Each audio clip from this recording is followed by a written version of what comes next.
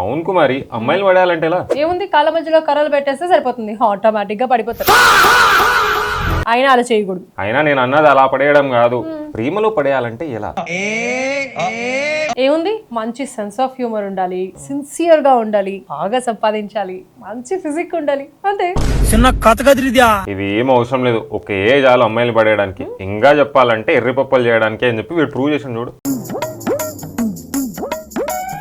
అమ్మాయిలు లుక్లకు పడిపోతారని చెప్పి మళ్ళీసారి ప్రూవ్ చేసిన వాడు. అంతేరా, మోసం చేసే వాళ్ళకంటే మోసపోయే వాళ్ళదే తప్పంటారు, మరీ ముఖ్యంగా ఆడవాళ్ళదే తప్పంటారు. ఇది రియలైజేషన్. అంత సీన్ లేదు. యూపీలో ఒక అమ్మాయి పెళ్లి పీటల మీద నుంచి లేచిపోతే వాళ్ళ చెల్లికి ఇచ్చి పెళ్లి చేద్దామంటారు వేస్తే వాళ్ళ బాయ్ ఫ్రెండ్ అక్కడనే ఉండేసరికి పెంట అయింది. ఇందులో అమ్మాయిలు తప్ప ఏం కనిపిస్తుందిరా మీకు? నచ్చని పెళ్లి బలవంతంగా చేస్తుంటే అట్లీస్ట్ పెళ్లి పీటల మీద నుంచి లేచిపోయింది, ఇంకా నయం చంపలేదు. కృతజ్ఞత లేదురా మీకు? వీడెవడో భావరక్షణ చేస్తున్నాడు, చైల్డ్ ఆర్టిస్టా? అమ్మాయిలు ఎంత కంత్రిలో నీకు ఇంకో ఎగ్జాంపుల్ చెప్తా. అయన్నొద్దు, పాయింట్కి రా. ఒక ఊర్లో ఒకటికి అస్సలు పెళ్లి అవుతలేదు అని చెప్పి ఊరంతా టీజ్ చేసారంట. వాడికున్న ఒక్క ఎకరం హైవే ఎక్స్టెన్షన్ లో పోయి వాడికి ₹1,00,00,000 వచ్చేసరికి ఊర్లో ఉన్న అమ్మాయిలందరూ వచ్చి మీనబడి పెళ్లి చేసుకుంటామన్నారంట. అందులో ఒకరిని సెలెక్ట్ చేసుకుని పెళ్లి చేసుకున్నాడు. ఈ చిట్ ఆనందాలే కదరా జీవితం అంటే. రే, మీరు అందమైన అమ్మాయిలు కావాలని ఆశపడొచ్చు కానీ మేము ఆస్తున్న అబ్బాయిలు కావాలని ఆశపడకూడదా? మరీ ఇంత ఓవర్ ఎక్స్పెక్టేషన్ తట్టుకోలేకపోతుంది. దీన్నే అంటారు ఆశకు హద్దుండాలి, ప్రశాంతికి సిగ్గుండాలి అని. ఏమిటండి మీరు మాట్లాడేది?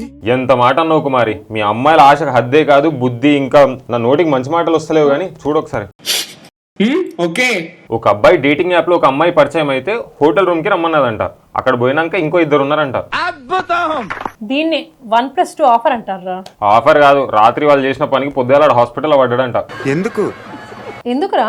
రాత్రి ఏసీ పెంచేయడం వల్ల జలుబు చేసిందా వాడికి? అందము లేక తెలివి లేక బానే లీడ్ చేస్తున్నావు లైఫ్ ని. ఏంటి, కుమారి అందంగా లేదా?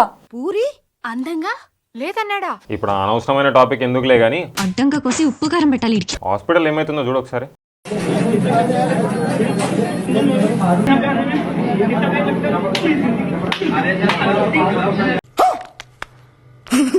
ఎందుకురా డాక్టర్ల పేషెంట్ ని అలా కొడుతున్నారు? కొంపతీసి నర్సులు ఏమైనా టీజ్ చేశారా? అది మన రేంజ్. వాడికి HIV పాజిటివ్ ఉందని చెప్పి డాక్టర్ల దగ్గర దాచిండంట. ట్రీట్మెంట్ చేసేటప్పుడు డాక్టర్లకు అబద్ధాలు చెప్పకూడదని చెప్పి అటు ఇటు తగిలిస్తున్నారు. తీరిపోయింది.